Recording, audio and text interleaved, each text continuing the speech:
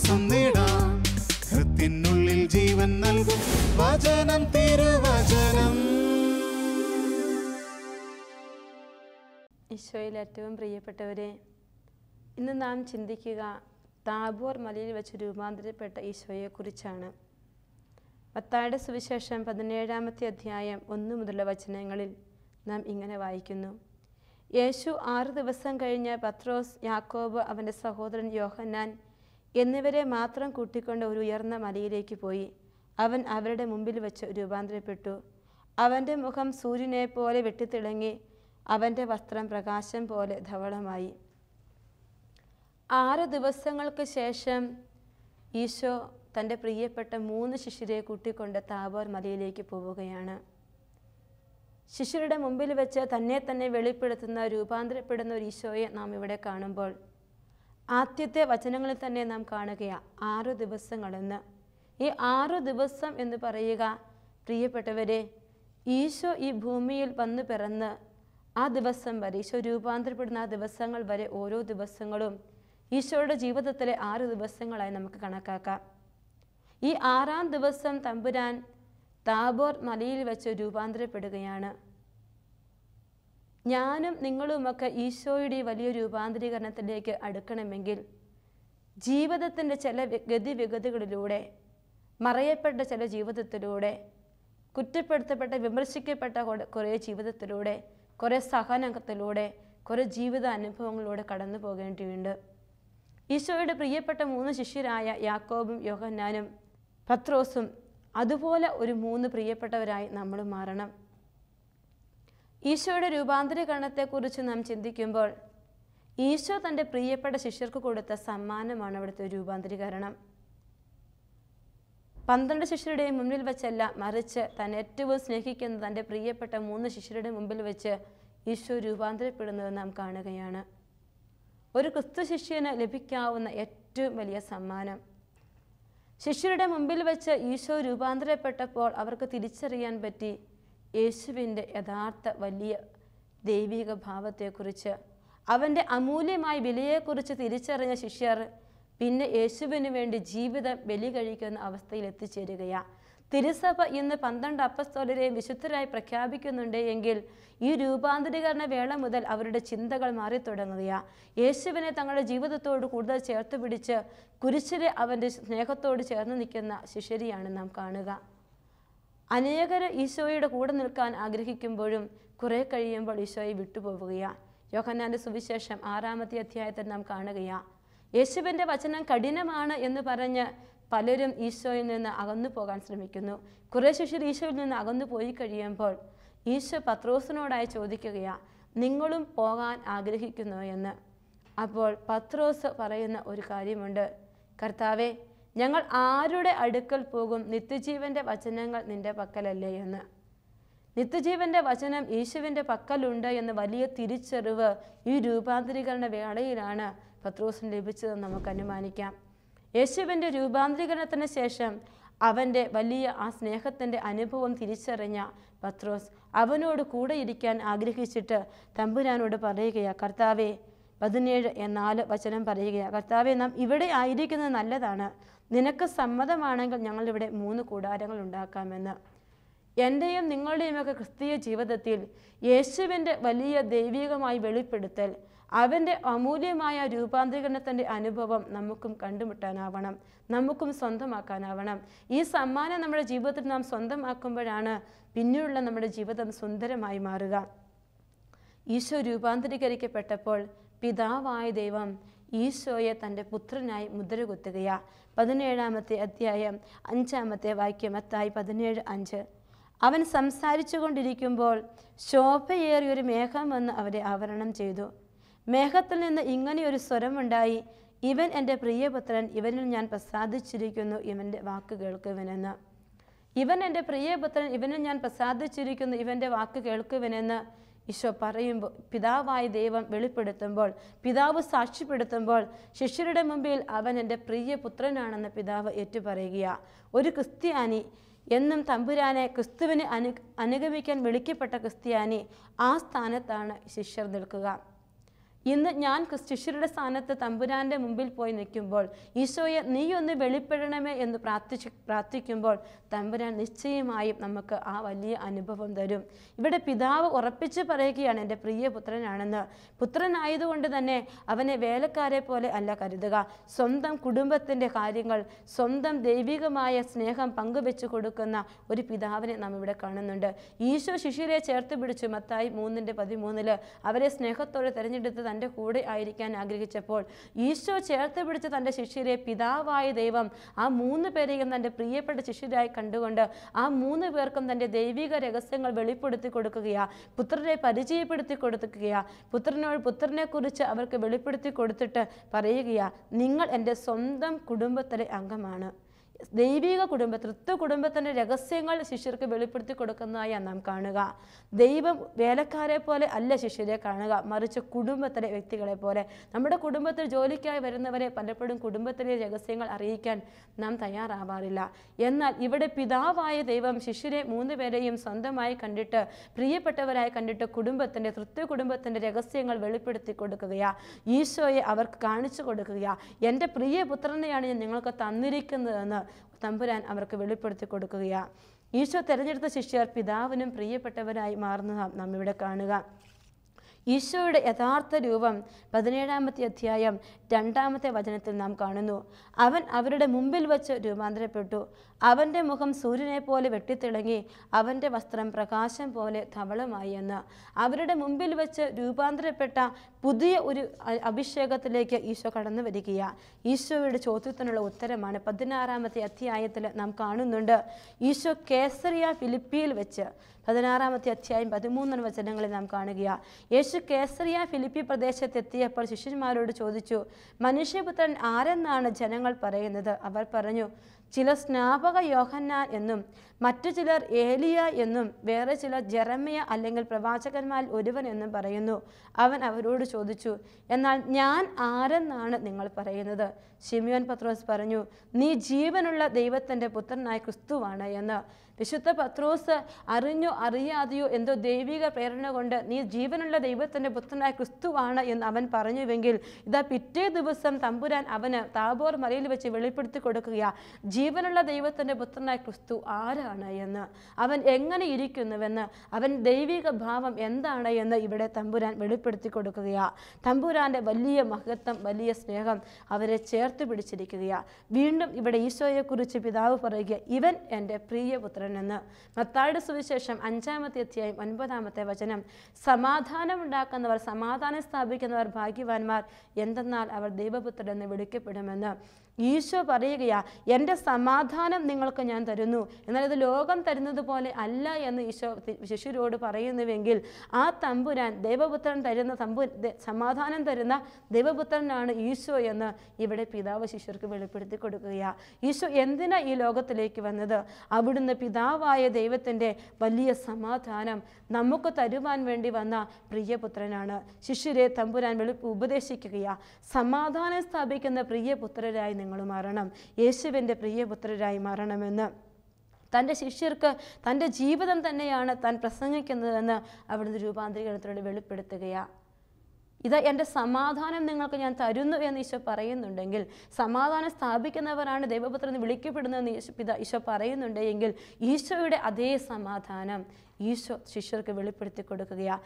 എൻ്റെ ജീവിതമാണ് ഞാൻ നിങ്ങൾക്ക് പങ്കുവെച്ച് തരുന്നതെന്ന് ഈശോ പറയുന്നു. ഈശോയിൽ വെളിവാക്കപ്പെടുന്ന ദൈവപുത്രത്വം ഒരു സാധ്യതയാണ്. എനിക്ക് എൻ്റെ ജീവിതത്തിൽ നന്മയുടെ നിറകുടമായി ഞാൻ ജീവിച്ചു തുടങ്ങുമ്പോൾ എനിക്ക് എത്തിപ്പിടിക്കാൻ പറ്റാവുന്ന ആ വലിയ പരമ സാധ്യതകളുടെ അങ്ങേ അറ്റമാണ് ഈശോയുടെ രൂപാന്തരീകരണം നമുക്ക് തരുന്നത്. എനിക്ക് എത്തിപ്പിടിക്കാൻ പറ്റാത്ത പരമ സാധ്യതകളുടെ അങ്ങേ അറ്റം, അത് തമ്പുരാൻ ഈ രൂപാന്തരീകരണത്തോടെ വെളിപ്പെടുത്തുകയാണ്. ഞാൻ നന്മയിൽ ജീവിക്കുന്നുവെങ്കിൽ ഈശോയിൽ വെളിവാക്കപ്പെടുന്ന ഈ ദൈവപുത്രത്വം എനിക്കും സാധ്യമാണ്. ഞാൻ എവിടെ സമാധാനം സ്ഥാപിക്കുന്നുവോ, എവിടെ ഞാൻ സമാധാനം കൊടുക്കുന്നോ, അവിടെ ഈ ദൈവപുത്രത്തിന് ഞാനും അർഹരായി മാറുകയാണ്.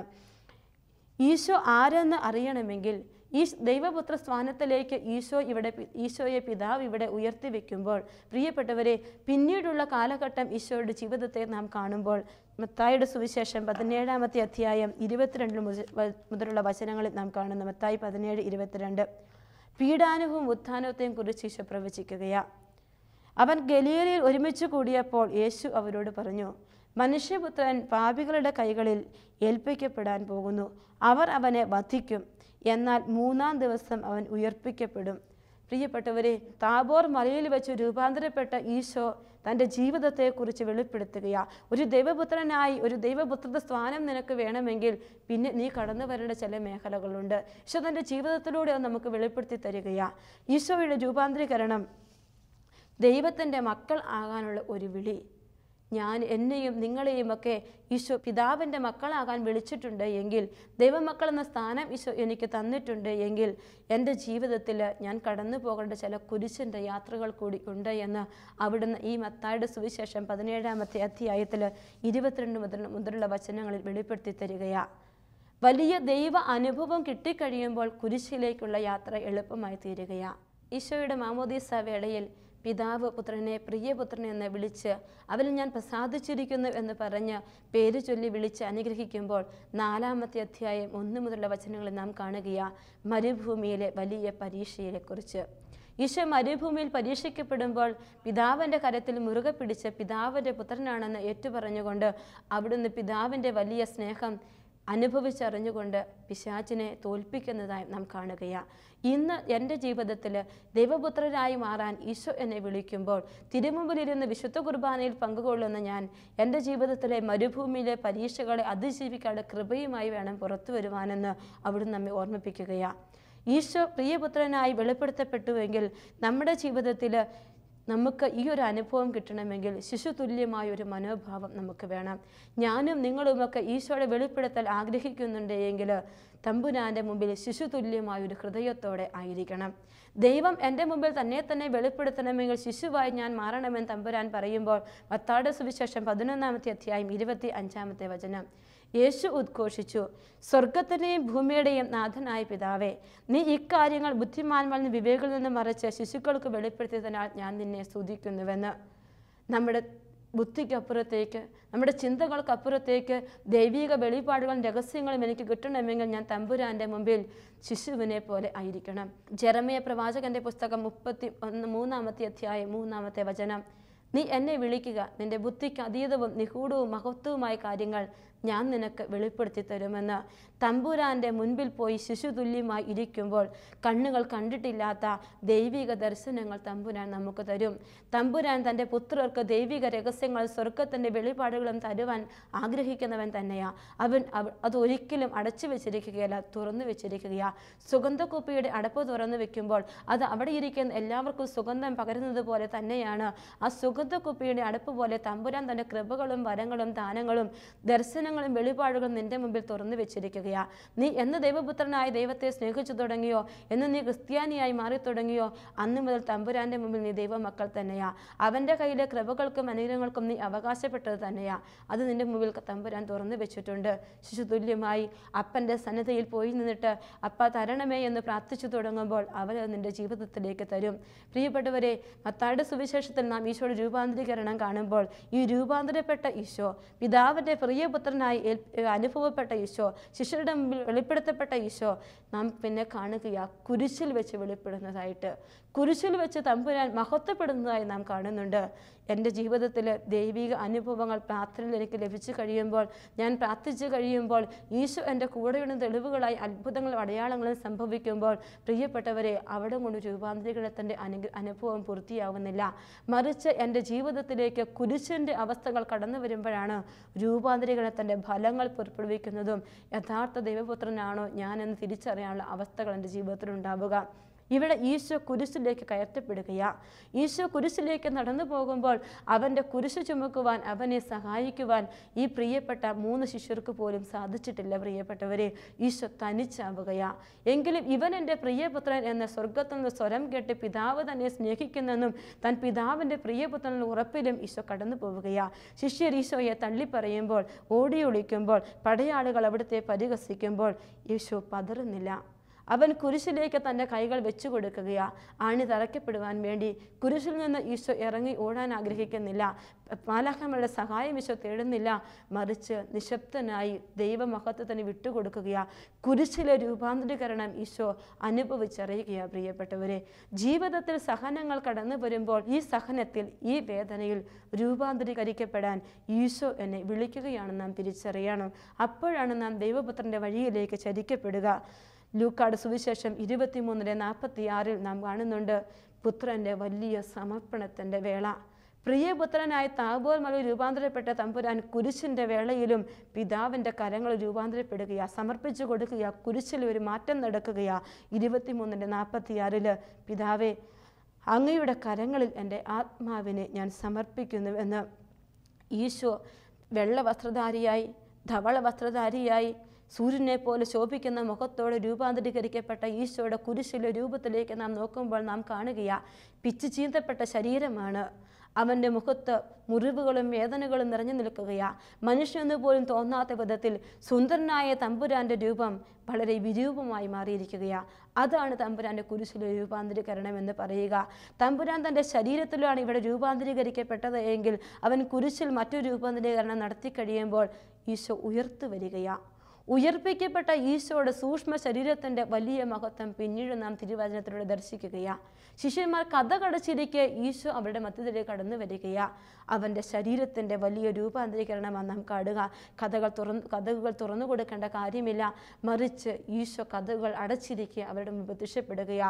അവൻ്റെ ശരീരത്തിൻ്റെ വലിയ മഹത്വമാണ്. ശരീരത്തിൽ പിതാവ് കൊടുത്ത വലിയ സമ്മാനമാണ്. അവൻ ആരെയൊക്കെ അനുഗ്രഹിക്കുന്നു, അവൻ്റെ ശക്തി ആരൊക്കെ ചേർത്ത് പിടിക്കുന്നു, അവനിലേക്ക് തമ്പുരാൻ്റെ വലിയ കൃപ കടന്നു വരികയാ. ഈ ഒരു വലിയ രൂപാന്തരീകരണത്തിലേക്ക് ഈശോ നമ്മളെ ക്ഷണിക്കുന്നത്, ഈശോ നമ്മളെ ചേർത്ത് പിടിക്കുന്നത്.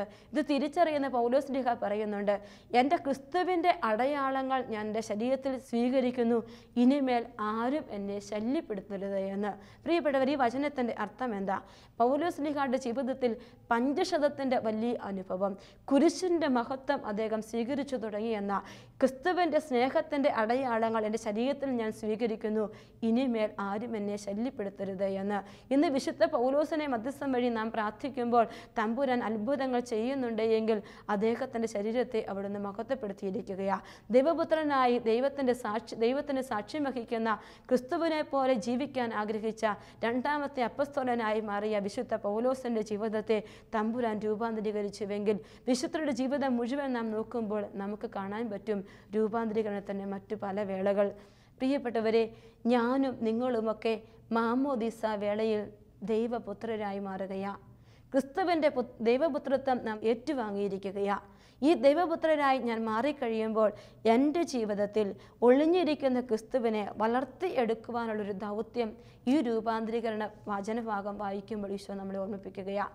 നമ്മുടെ ദൗത്യം എന്ന് പറയുക നമ്മിൽ ഒളിഞ്ഞിരിക്കുന്ന യേശുവിനെ വളർത്തിയെടുക്കണം. അത് മഹത്വത്തിലും മഹിമയിലും മാത്രമല്ല, സഹനത്തിലും വേദനയിലും നാം കടന്നു പോകുമ്പോഴും കുരിശിലെ വിരൂപമാക്കപ്പെട്ട യേശുവിനെ കാണുമ്പോഴാണ് അവൻ്റെ മഹത്വം നമ്മുടെ ജീവിതത്തിലുണ്ടാവുക. ആ രൂപാന്തരീകരണത്തിലാണ് നമുക്ക് അനുഗ്രഹങ്ങൾ പ്രാപിക്കാനായിട്ട് സാധിക്കുക. ഈശോ പറയുക, മത്തായിയുടെ സുവിശേഷം 20-ാമത്തെ അധ്യായം 28-ാമത്തെ വചനം, ശുശ്രൂഷിക്കപ്പെടാനല്ല ശുശ്രൂഷിക്കുവാനും അനേകരുടെ മോചനദ്രവ്യമായി സ്വജീവൻ കൊടുക്കുവാനും മനുഷ്യപുത്രൻ വന്നിരിക്കുന്നത് പോലെ തന്നെ എന്ന്. ഇന്ന് യേശുവിൻ്റെ രൂപാന്തരീകരണത്തിൻ്റെ സാക്ഷിയായി ഞാൻ മാറാൻ ആഗ്രഹിക്കുന്നുണ്ട് എങ്കിൽ, ദൈവപുത്രനായി ഞാൻ ജീവിക്കാൻ ആഗ്രഹിക്കുന്നുണ്ട് എങ്കിൽ എൻ്റെ ജീവിതം ശുശ്രൂഷയുടെ ജീവിതമായിരിക്കണം. മഹിമയും പ്രതാപവും ആദരവും ആഡംബരങ്ങളും അല്ല ഞാൻ മുന്നിൽ കാണേണ്ടത്, മറിച്ച് ശുശ്രൂഷയുടെ ഒരു മേഖലയെ ഞാൻ തിരിച്ചറിയണം. മത്തായിയുടെ സുവിശേഷം 26-28 ഈശോ പറയുക, അവിടുന്ന് കാസ കയ്യിലെടുത്തിട്ട് വീഞ്ഞ് കയ്യിലെടുത്തിട്ട് പറയുക, ഇത് പാപമോചനത്തിനായി അനേകർക്ക് വേണ്ടി ചിന്തപ്പെടുന്ന ഉടമ്പടിയുടേതായി എൻ്റെ രക്തമാണ് എന്ന്. പ്രിയപ്പെട്ടവരെ, ഈശോ തൻ്റെ ശരീരവും രക്തവും എല്ലാം കുരിശിലേക്ക് അർപ്പിച്ച് നമുക്ക് വേണ്ടി ബലിയായി തീർക്കുകയാണ്. ഇതുപോലൊരു മുറിയപ്പെടലിൻ്റെ അനുഭവം രൂപാന്തരീകരണം നമ്മെ ഓർമ്മിപ്പിക്കുന്നുണ്ട്. രൂപാന്തരീകരണം എന്ന് പറയുക മഹത്വത്തിൽ നിന്ന് സഹനത്തിലൂടെ വലിയ കൃപയിലേക്ക് മാറി സ്വർഗത്തിൽ എത്തിച്ചേരേണ്ട ഒരു യാത്രയാണ്, ഒരു മാറ്റമാണ്, അനുനിമിഷം നടക്കേണ്ട മാറ്റമാണ് നമ്മുടെ ജീവിതത്തിൽ. ഞാനും നിങ്ങളുമൊക്കെ ജീവിതത്തിൻ്റെ സുഖസന്തോഷങ്ങളിലേക്ക് മാത്രമാണ് നട്ടിരിക്കുന്നതെങ്കിൽ അവിടെ അനുഗ്രഹങ്ങളും അഭിഷേകങ്ങളും നമുക്ക് ലഭിക്കുകയില്ല. ഈശോയുടെ വലിയ കൃപ നമുക്ക് വേണമെങ്കിൽ, ദൈവപുത്രനാണ് എന്ന് ഞാൻ അഭിമാനിക്കുന്നുണ്ട് എങ്കിൽ ഈശോയുടെ രൂപാന്തരീകരണത്തിലും ഈശോയുടെ കുരിശിലെ രൂപാന്തരീകരണത്തിലും നാം പങ്കുപറ്റേണ്ടിയിരിക്കുന്നു. ആ വലിയ അനുഭവം നമുക്ക് ലഭിക്കണം. അതിനുവേണ്ടിയാണ് നാം പ്രാർത്ഥിക്കേണ്ടത്. നമ്മുടെ പ്രാർത്ഥനകൾക്ക് ഉത്തരം കിട്ടണമെങ്കിൽ, ഈ ദൈവപുത്രരായി നാം ജീവിക്കാൻ ആഗ്രഹിക്കുന്നുണ്ട് എങ്കിൽ സഹനവും കുരിശുമൊക്കെ ചേർത്ത് വെക്കണം. അപ്പോൾ തമ്പുരാൻ നമ്മെ നോക്കി പറയും, നീ എൻ്റെ പ്രിയപുത്രൻ, നിന്നെ ഞാൻ പ്രസാദിച്ചിരിക്കുന്നുവെന്ന്. ഒരു ആട്ടിടയനായ ദാവീദ് കിന്നരമോദി സൗളിൽ വധിച്ചിരിക്കുന്ന ദുഷ്ടാരൂപിയെ ആട്ടിയോടിക്കാൻ ശ്രമിക്കുകയും തമ്പുരാൻ ദാവീദിനെ അഭിഷേകം ചെയ്ത ഇസ്രായേൽ രാജ്യത്തിലേക്ക് ആനയിക്കുകയുമൊക്കെ രാജാവായി ആനയിക്കുകയുമൊക്കെ ചെയ്തപ്പോഴും അവൻ ദൈവത്തിൻ്റെ ഏറ്റവും പ്രിയപ്പെട്ട മകനായിരുന്നു. ഈ ദാവീദിനെ കുറിച്ച് അപ്പസ്തോല പ്രവർത്തനം 13:22 വചനം പറയുകയാണ്, ജസ്സയുടെ പുത്രനായ ദാവീദിൽ എൻ്റെ ഹൃദയത്തിനിണങ്ങി ഒരു മനുഷ്യനെ ഞാൻ കണ്ടെത്തിയിരിക്കുന്നു, അവൻ എൻ്റെ ഹിതം നിറവേറ്റുമെന്ന്. ഈ ഒരു വലിയ അനുഭവം, ദൈവത്തിൻ്റെ ഹൃദയത്തിനിണങ്ങി ഒരു വ്യക്തിയായി നാം മാറണം. ഈശോ പിതാവിൻ്റെ ഹൃദയത്തിനിണങ്ങിയ വ്യക്തി ആയിരുന്നതുകൊണ്ട് ഹെബ്രായർ 10:7 വചനം പറയുകയാണ്, എൻ്റെ പിതാവ് എനിക്ക് വേണ്ടി ഒരു ശരീരം സജ്ജമാക്കിയിരിക്കുന്നു, ദൈവമേ അങ്ങയുടെ ഹിതം നിറവേറ്റാൻ ഞാനിത് വന്നിരിക്കുന്നുവെന്ന്. ഈ വലിയ ബോധ്യം ഈശോയ്ക്ക് ഉണ്ടായിരുന്നത് കൊണ്ട് ആ പിതാവ് ഇവൻ എൻ്റെ പ്രിയപുത്രനാണ് എന്ന് പറഞ്ഞത്. എൻ്റെ ജീവിതത്തിൻ്റെ എല്ലാ മേഖലയിലും പിതാവിൻ്റെ ഇഷ്ടം, ഈശോയുടെ ഇഷ്ടം അനുവർത്തിക്കാൻ ഞാൻ തയ്യാറാകുമ്പോഴാണ് അവിടുത്തെ ഹൃദയത്തിനിണങ്ങി ഒരു വ്യക്തിയായി ഞാൻ മാറുക. അപ്പോഴാണ് അവിടുന്ന് എന്നെ ലോക ജനതയുടെ മുമ്പിൽ മഹത്വപ്പെടുത്തുക. ലോക ജനതയുടെ മുമ്പിൽ യേശു എന്നെ മഹത്വപ്പെടുത്തണം. മറ്റാര് ഉയർത്തിയാലും നാം പെട്ടെന്ന് താഴേക്ക് പോകും.